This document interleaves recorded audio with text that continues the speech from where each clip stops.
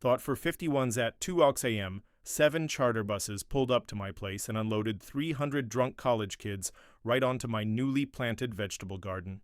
The HOA president who had arranged the whole thing was about to discover precisely why you don't mess with a retired Marine Corps logistics officer. Picture it. I'm peering out my kitchen window as Vivian Ashworth Klein, that entitled piece of work in a designer robe, directs the kids like she's conducting a revenge symphony. I hear the sickening crunch as my irrigation pipes snap. I smell crushed tomato plants. And this psycho actually points at my late wife's memorial roses and tells them to really trash that flower bed. My wife's roses, the ones we planted together before my last deployment. That crossed a line you can't walk back from. While she thought she was destroying me, I was quietly assembling the case that would put her in handcuffs on the evening news. Before we dive in, what would you do if buses dumped partiers on your property? Drop your city. I'm collecting HOA nightmare stories. My name's Marcus Rodriguez, but everyone calls me Tank. I earned that nickname hauling logistics gear through 3 Marine deployments. At 52, I figured I'd already spent my share of time in hostile places. Obviously, I hadn't yet met suburban Texas HOA presidents. After my divorce, I needed somewhere to decompress. I found a perfect 2.3-acre corner lot in Pinehurst Valley. It looked like the quiet kind of neighborhood where a guy could raise tomatoes in peace. The realtor mentioned an HOA, but I'd survived Fallujah. How scary could a homeowners association be? Famous last words, right? My therapist kept recommending gardening for my PTSD. Gets your hands in the soil, reconnects you to growth, she told me. Smart woman. There's something almost magical about that rich black dirt crumbing between your fingers at sunrise. The soft hiss of irrigation mist catching the morning light. The earthy perfume of cedar mulch warming in the Texas heat. Every morning I'd sit on the back porch with my coffee, listen to mockingbirds calling from the oaks, and watch my tomato seedlings reach for the sun. Sarah and I had always planned a big garden. Cancer stole that plan, but I planted her memorial roses anyway, those soft pink climbers she circled in catalogs during chemo, right where the morning sun lingers the longest, where she would have wanted them. Enter the villain of our story, Vivian Ashworth Klein. Think final boss of suburban entitlement, salon-perfect blonde Bob, a BMW SUV so white it hurts to look at, living in that huge colonial on Magnolia Drive that screams, "I peaked in my sorority." This woman literally measures grass height with a ruler. I've watched her send violation notices because someone hung warm white Christmas lights instead of cool white. Week 1, I'm putting in raised garden beds when her BMW glides up like she's on an inspection tour. Out steps Vivian in tennis whites, clipboard clutched like it's a weapon, face like she's just stepped in something unpleasant. "Excuse me," she announces, no introduction naturally. "Are you establishing some sort of agricultural operation here?" "Agricultural operation? Lady, I'm planting cherry tomatoes, not running a cattle ranch. Just vegetables, ma'am." "Doctor recommended therapy." Her perfectly microlated eyebrows practically launched into orbit. "Well, you'll require architectural committee approval for permanent structures. We have covenant restrictions about maintaining proper residential aesthetics. There's my fatal mistake. I was polite. I'll review the guidelines, thanks." 3 days later, certified mail. Violation notice. $75 fine for non-decorative plant species visible from public right-of-way. Non-decorative plant species. She fined me for tomatoes. Time for reconnaissance. I spent 2 days at the courthouse pulling records, property deeds, survey, original covenants. Found gold. My lot predated their 2019 amendments. I was grandfathered from most restrictions, including their decorative plants only nonsense. I responded professionally with documentation, a respectful tone, and legal proof attached. Case closed. Vivian doubled down immediately. More certified letters, ambushes at board meetings, anonymous city complaints about water waste and pest concerns. Her BMW started making twice-daily passes, slowing near my driveway like she was collecting intelligence. The truth came out during a fence line chat with Mrs. Patterson, my sweet elderly neighbor who shares tomatoes from her secret garden. "Vivian claims your property hurts her home value," Mrs. Patterson whispered, looking around nervously. "She's been trying to sell for months. Buyers keep asking about the farm situation. My therapy garden apparently was agricultural terrorism. Everything snapped into place. This wasn't about community standards or covenants. This was about money.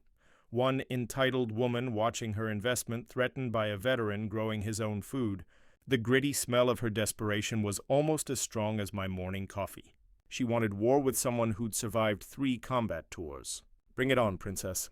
2 weeks later, Vivian dropped the nuclear option. I'm watering my tomatoes on a Tuesday morning when my phone buzzes. Certified mail notification.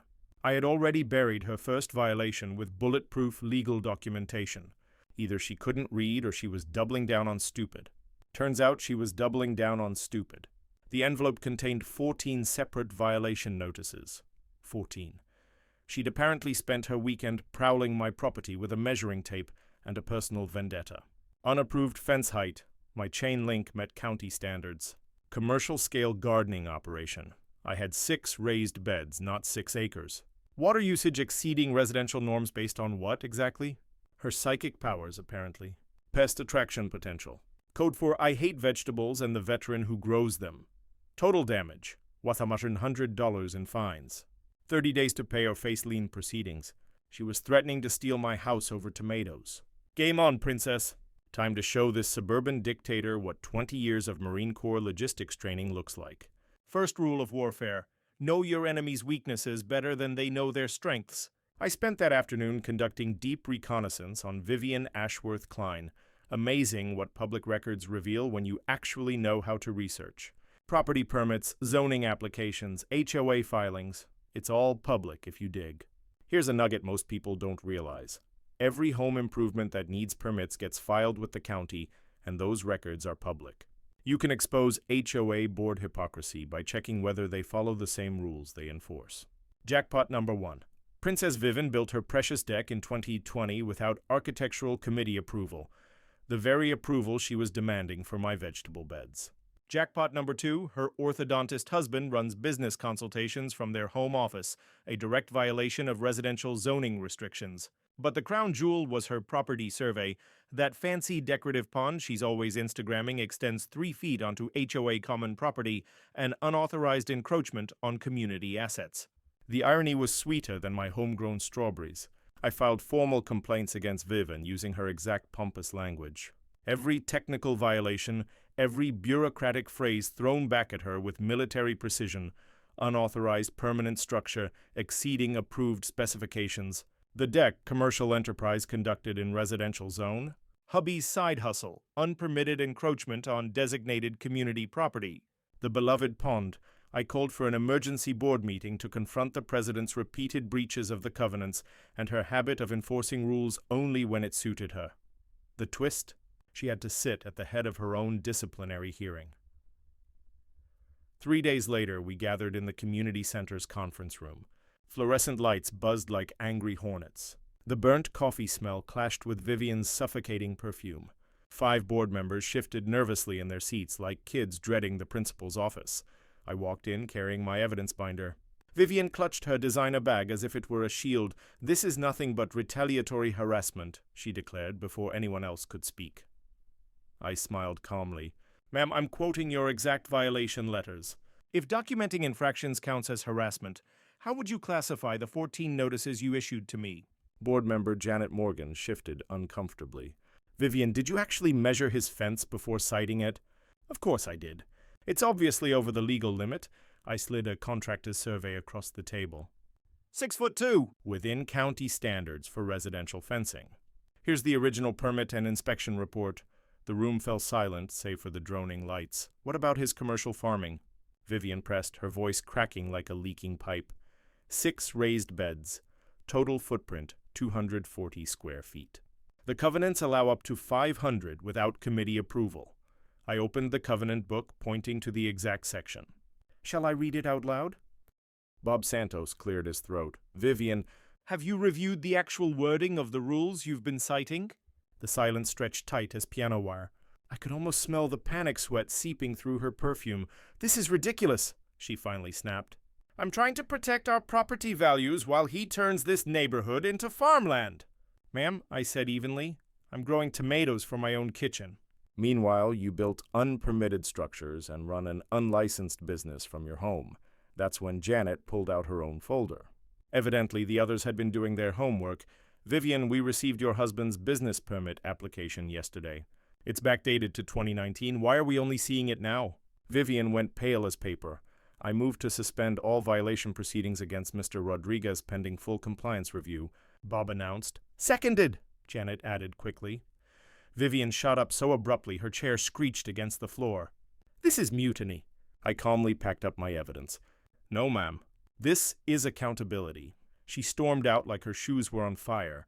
Her next strike came under the guise of civic concern, because nothing says good neighbor like weaponizing city government. Thursday morning, while I was tending my late wife's roses, the doorbell rang. A city code enforcement officer stood there, looking like he'd rather be anywhere else. Behind him, Vivian's white BMW idled at the curb like a shark circling prey. Mr. Rodriguez, he said, Officer Jenkins, we've had complaints about zoning violations. May I take a look around? Of course. Princess Vivian had escalated from HOA harassment to city-level deployment. What kind of violations? I asked, though I already knew it would be absurd. He read from his clipboard with all the enthusiasm of a man reading a death sentence. Operating an agricultural business in a residential zone. Excessive commercial traffic. Health code violations from food production and sales. I actually laughed. 6 tomato plants, and she was treating me like I was running a commercial farm. Next, she'd probably call the FDA for unlicensed salsa. Officer, you're welcome to inspect. But who filed these complaints? Anonymous tip line, he said. Behind him, Mrs. Patterson's curtain twitched, front row seats to Vivian's breakdown, and then it clicked. This wasn't random harassment. Vivian was creating a documented trail, an official record of fabricated violations. Suburban warfare at its pettiest. But she'd overlooked one thing. My buddy Jake, a Marine-turned-law student, had once schooled me on public records. Turns out you can request every complaint filed against your property, complete with contact info, unless it's anonymous. Officer Jenkins, I said as we walked toward my farm, I'd like to request copies of all complaints filed against this address in the past year. Also the complaint history for 425 Magnolia Drive. He froze. That's not typical. Neither are anonymous complaints about imaginary tomato farms. Yet here we are. He inspected my setup like my vegetables might stage a coup. Everything checked out. Irrigation compliant, garden size within limits, pest management by the book. No commercial traffic beyond UPS. Sir, I don't see violations here, he finally admitted. Your setup's cleaner than most restaurants. Great, when can I get that written report? The flicker of panic on his face was priceless. Vivian had clearly sold this as routine harassment, not something requiring official documentation. I'll file it this week, he muttered. Perfect. I'll be back Friday for a copy, along with those complaint records. His truck had barely cleared my driveway before Vivian's BMW disappeared. Rookie mistake, hovering during your own revenge plot. Defense was boring anyway. Time to go on offense. That afternoon, I turned City Hall into my war room. Rosa, the sweet clerk, who was starting to recognize me from my weekly visits, pulled up the complaint database. Mr. Rodriguez, you've had 6 complaints in 2 months. Same phone number every time, she squinted. Honey, that's obsessive. What other properties has that number targeted? Her eyes lit up like a co-conspirator. 47 complaints in 6 months. Same houses over and over. Whoever this is has turned harassment into a hobby. So it wasn't just me. Vivian was terrorizing the whole neighborhood through paperwork warfare. Now, let's see Magnolia Drive. Rosa clicked through the files. Well, look at this. No permits for that deck. Pool permit expired in 2020, still in use. And the business license? Filed yesterday, but dated 2019. Someone scrambling. I could practically smell her desperation wafting from those hasty filings. Rosa, what happens when someone abuses the complaint system? Could be harassment by process, misdemeanor charges, fines. Jenkins already told his boss he doesn't like being used in neighbor feuds. Music to my ears. I'd read enough legal blogs to know, file enough false complaints, and it's not petty anymore. It's criminal. I left City Hall armed to the teeth. Copies of every complaint, her violations and the phone number tying it all together.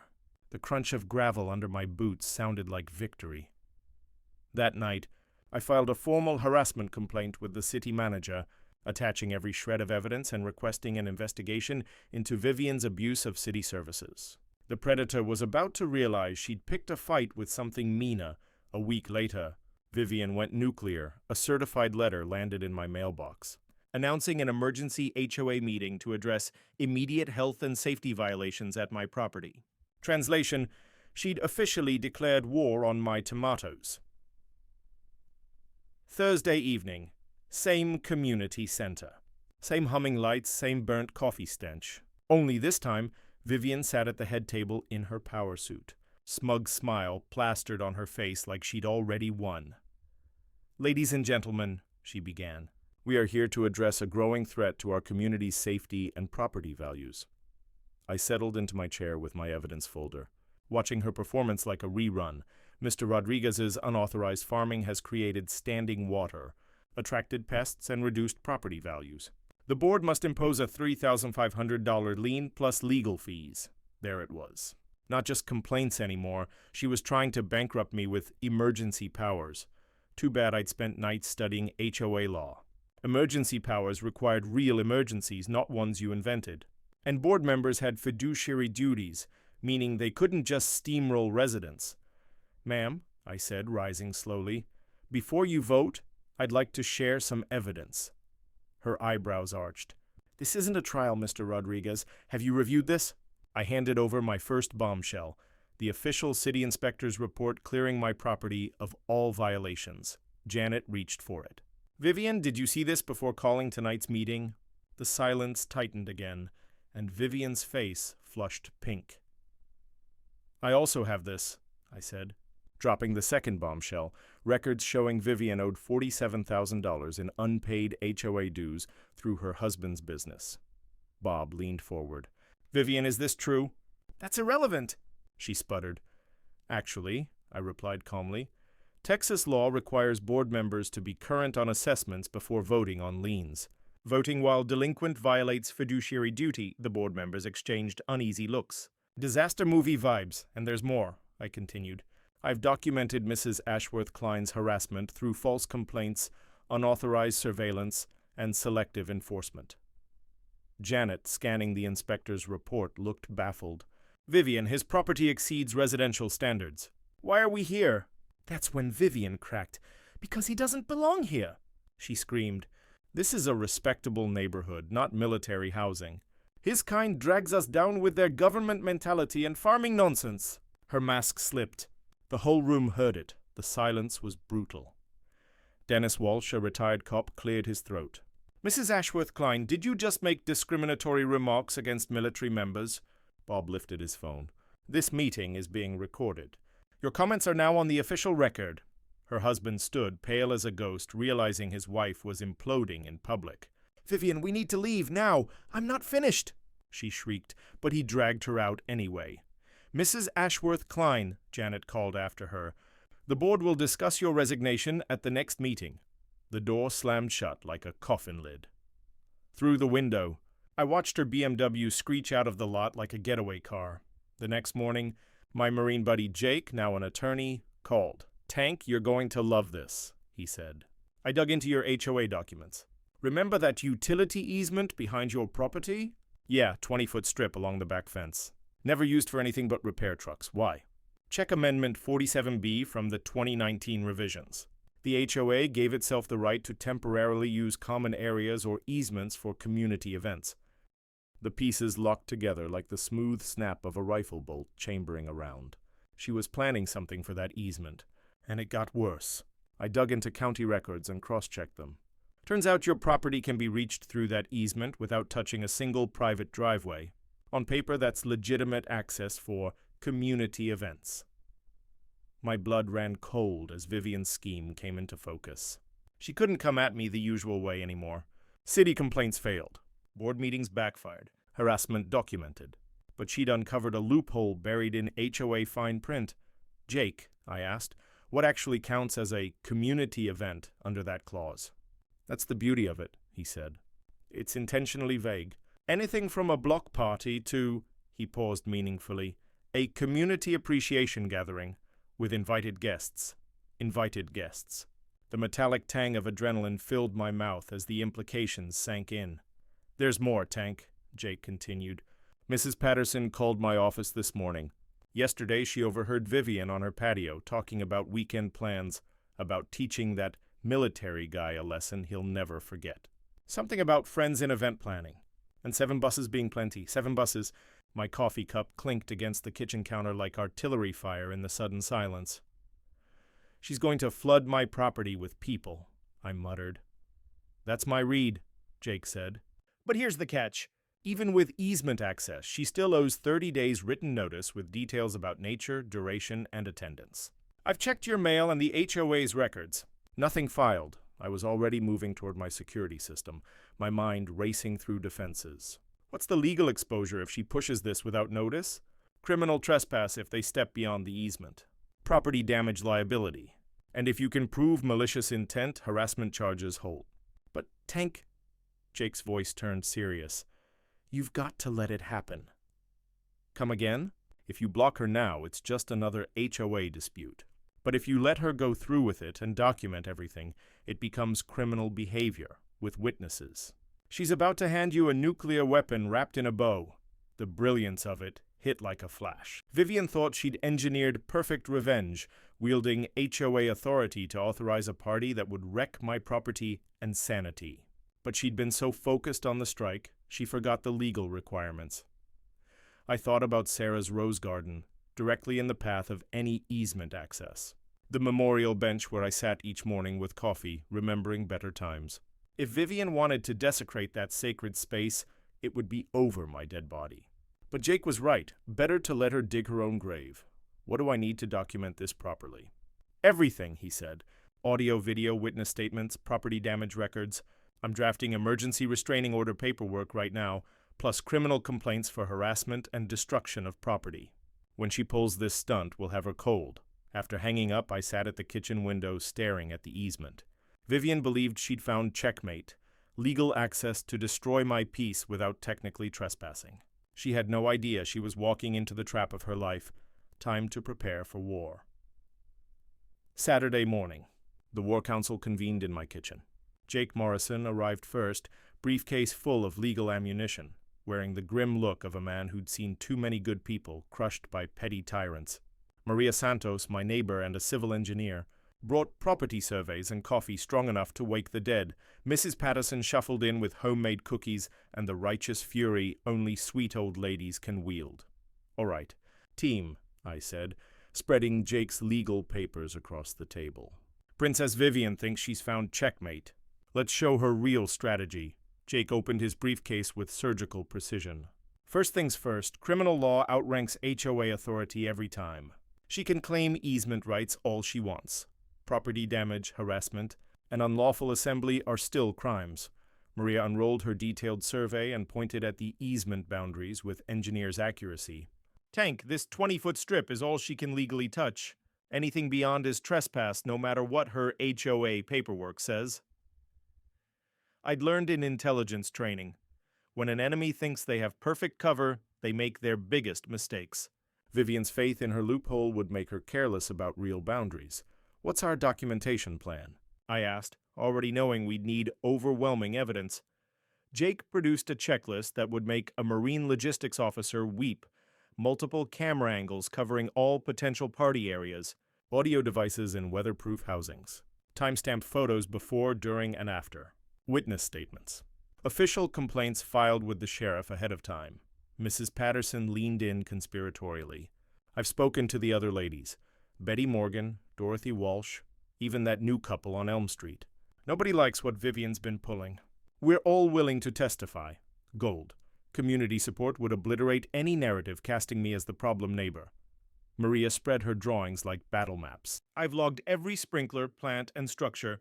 We'll have before and after proof down to the square inch. Jake nodded. Insurance won't cover criminal acts by HOA board members. Any damage hits Vivian personally, not community funds. Hit her wallet and she'll remember the lesson forever. I'd read about this during late-night legal dives. When HOA board members overstep for personal vendettas, they lose community insurance protection. Vivian was about to discover revenge comes with a price tag. What about party logistics? I asked. How's she moving people? Mrs. Patterson's eyes sparkled. Oh, I know. My cleaning lady works for 3 families, including the Ashworth Klein. Vivian hired a college party planning service. the kind that handles problem locations where normal venues won't.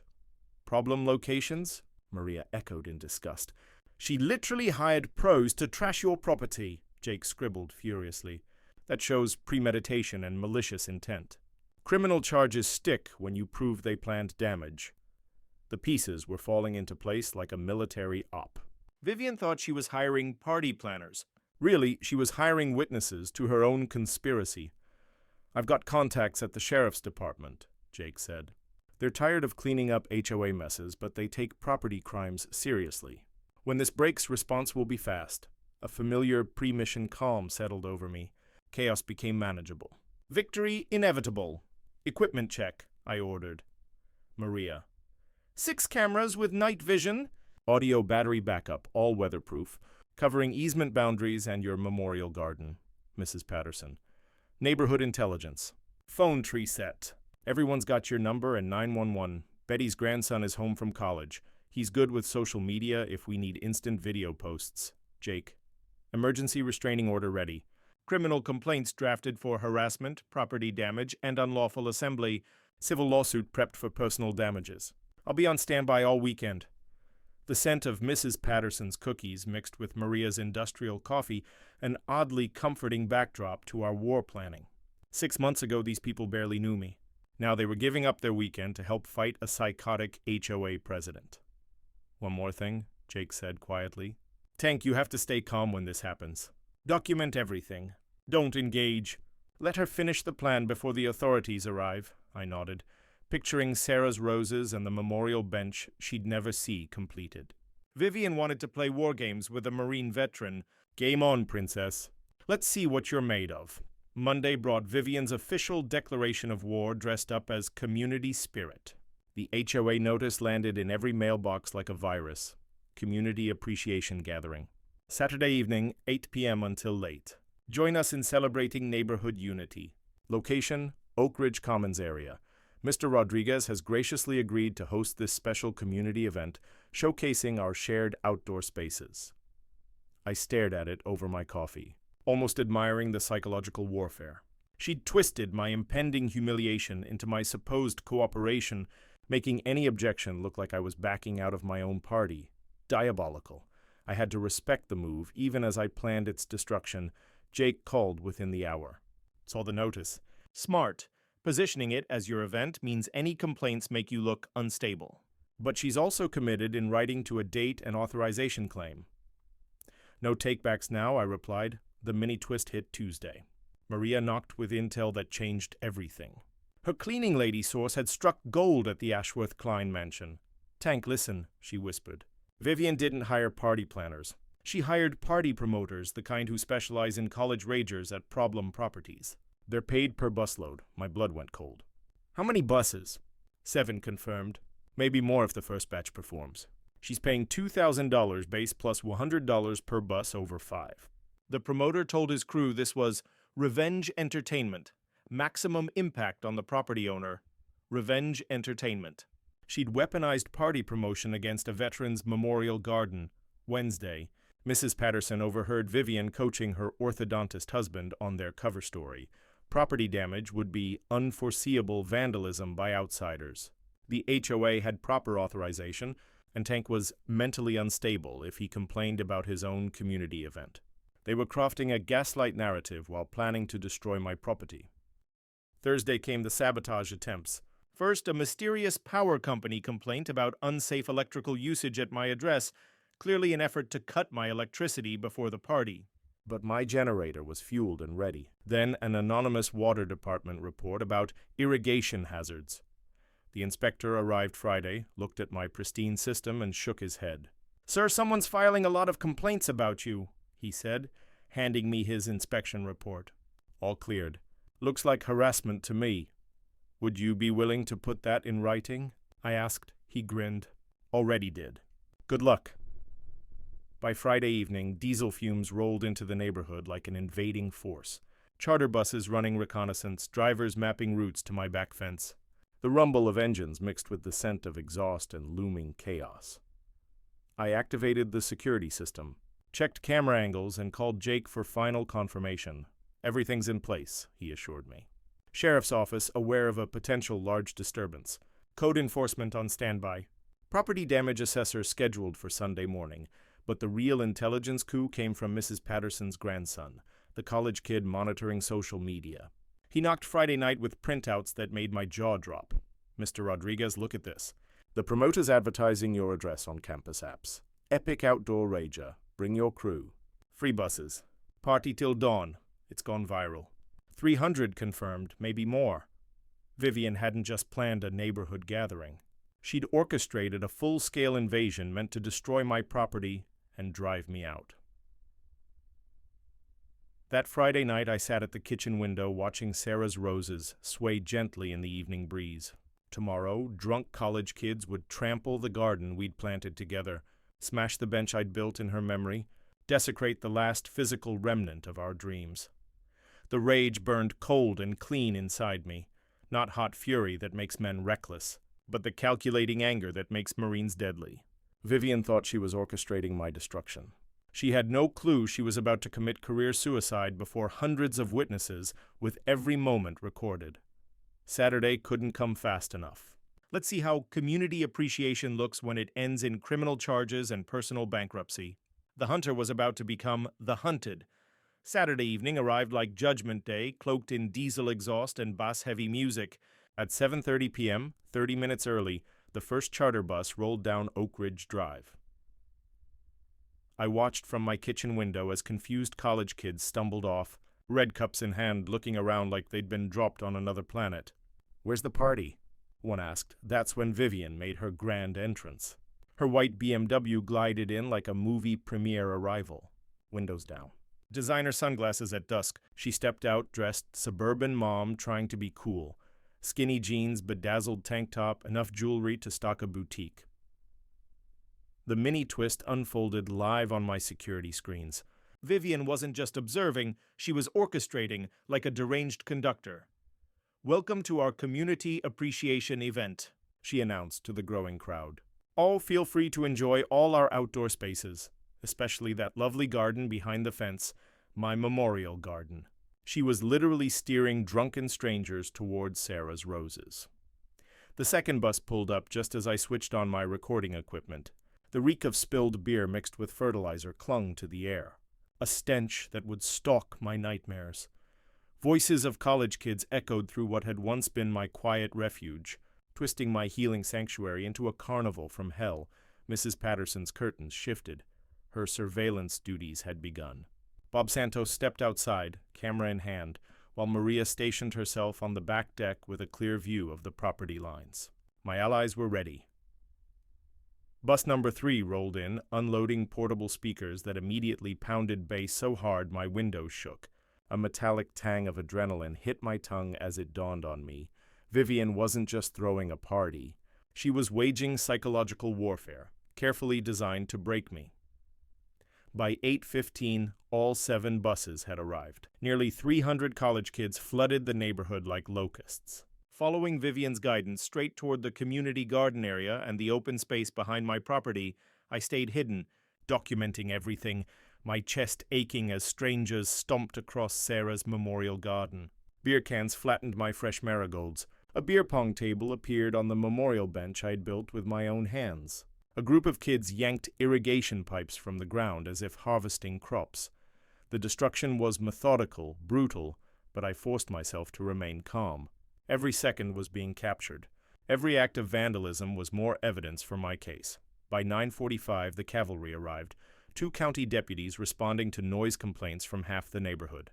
I watched through my window as they approached Vivian, who instantly launched into her rehearsed speech. "Officers, this is just a community gathering authorized by our HOA," she said, gesturing toward the chaos behind my fence as though it were a church picnic. "We're using the designated easement for neighborhood unity." Deputy Martinez, who recognized me from community events, looked unconvinced as his eyes scanned the damage. "Ma'am, do you have permits for an event of this size?" Vivian's mask slipped just slightly, revealing her nerves. "It's an HOA gathering. We don't need permits for community activities." Wrong answer. I'd researched the law thoroughly. Any event over 50 people required county permits.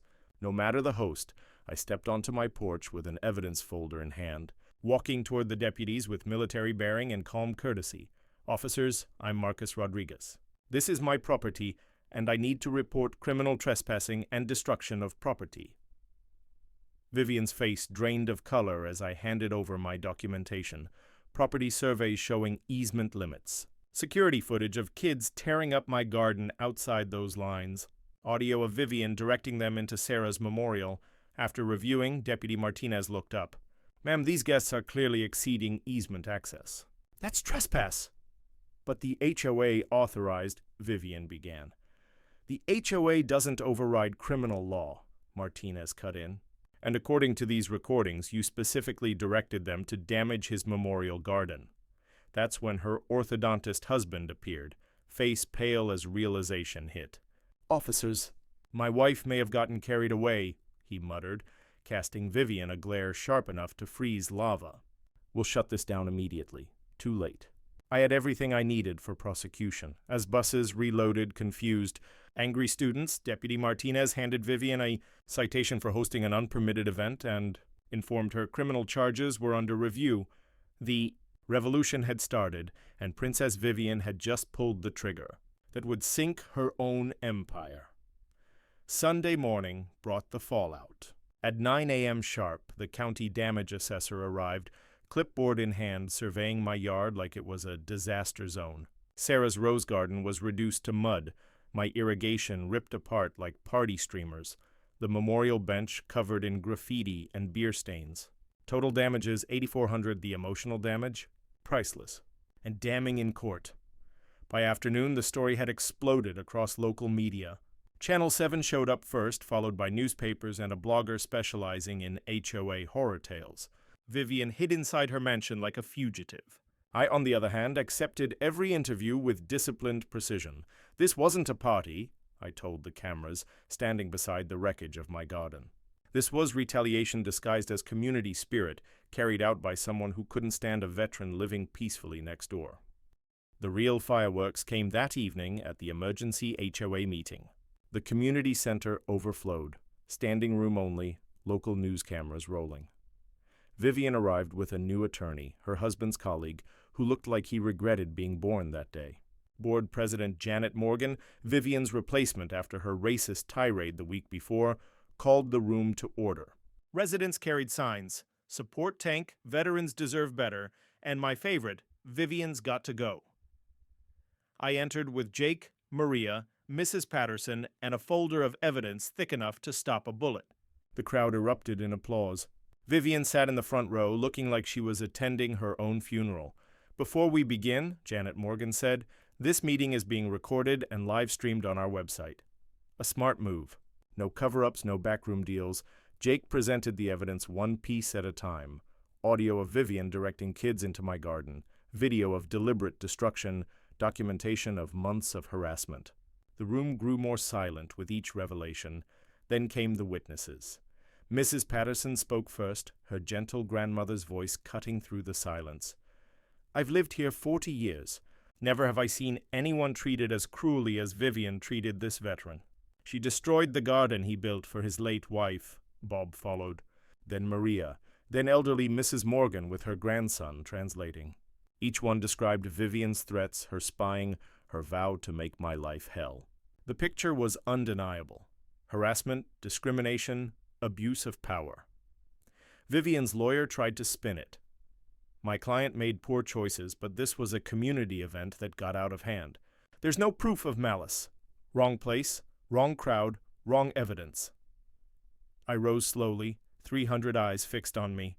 My voice carried the weight of 20 years in the Marines. "Ladies and gentlemen, I want you to hear exactly what Mrs. Ashworth Klein told those college kids." I pressed play. Her voice filled the center. "Use that pretty garden too. Trash it good? That military man needs to learn his place." Silence. Absolute silence. Vivian's face drained green. Her husband buried his head in his hands. Her lawyer looked ready to crawl under the table. "Ma'am," I said, steady as stone, "you paid people to destroy my late wife's memorial garden because you couldn't stand a veteran next door. That recording is now evidence in your criminal trial." The room erupted. Not applause, but fury. Neighbors finally knew the truth. The board votes unanimously, Janet Morgan announced over the uproar, to remove Vivian Ashworth Klein from all HOA positions, effective immediately. We also refer this matter to our insurance company and recommend criminal prosecution. Vivian tried to protest, but her mic had been cut. She fled the meeting, her husband trailing behind, her reputation burning down in real time. Through the windows, I watched her white BMW screech out of the lot. The Queen was gone. The community reborn. Monday morning greeted me with the sweetest sound I'd heard in months. Silence from 425 Magnolia. The BMW was gone. By Tuesday, moving trucks arrived. By Wednesday, the for sale sign went up, motivated seller plastered across it like a surrender flag. Charges followed: harassment, criminal mischief, abuse of authority. Vivian's mugshot hit the evening news, sealing her fall from HOA tyrant to convicted felon, probation, community service, restitution, and a restraining order keeping her 500 yards from my home. Justice, finally. But the real victory was seeing the community heal. Janet Morgan proved herself everything Vivian wasn't: fair, transparent, and actually invested in serving residents. The board adopted what neighbors jokingly called Tank's rules: public hearings before fines, written documentation, and a fair appeals process. My garden rose again, stronger than before. Neighbors pitched in to replant, rebuild, and design a new irrigation system. Mrs. Patterson brought heirloom roses. Maria engineered a better watering system. Bob and his son rebuilt the bench with cedar built to last generations. And then came the plaque, a dedication to all military spouses who support their veterans' healing journey. Sarah would have loved it. Financially, Vivian paid the price too. Insurance denied her claim. She paid damages, legal fees, and emotional distress from her own pocket. Their house sold at a $75,000 loss. Her downfall became a case study across Texas, inspiring victims of HOA abuse. Jake even launched a legal practice to defend them. Law schools began teaching my case as proof that documentation and patience could defeat suburban tyranny. 6 months later, I founded the Sarah Rodriguez Memorial Scholarship for military families studying horticulture or agricultural therapy, funded with Vivian's settlement money. The first award went to Maria's niece, pursuing a degree in therapeutic gardening for PTSD. Sarah would have been proud. The story reached national outlets. Military publications featured it. I testified in front of the Texas legislature, helping pass new protections for military families. HOAs were now required to undergo bias training and follow due process. The sweetest change was personal. My garden became the neighborhood's gathering place. Kids came for cherry tomatoes, elders for coffee on the bench, new military families for advice. I even began consulting with veterans nationwide battling hostile HOAs. 3 months ago, I had an unexpected visitor, Vivian's ex-husband. He looked older, worn down. I wanted to apologize, he said softly. She's in therapy now, court-ordered, finally confronting what made her that way. I accepted the gesture, but some bridges can't be rebuilt. He later moved to Colorado. Vivian vanished. Their old house was bought by a young military family with dreams of a big garden. Poetic justice, and so here I sit on Sarah's bench, watching the sunrise turn my tomatoes gold, listening to mockingbirds. Breathing in roses she never got to see bloom. If you've lived through an HOA nightmare, drop your story in the comments. Maybe we can help you find justice too. And if this fight lit a fire in you, hit subscribe and ring the bell.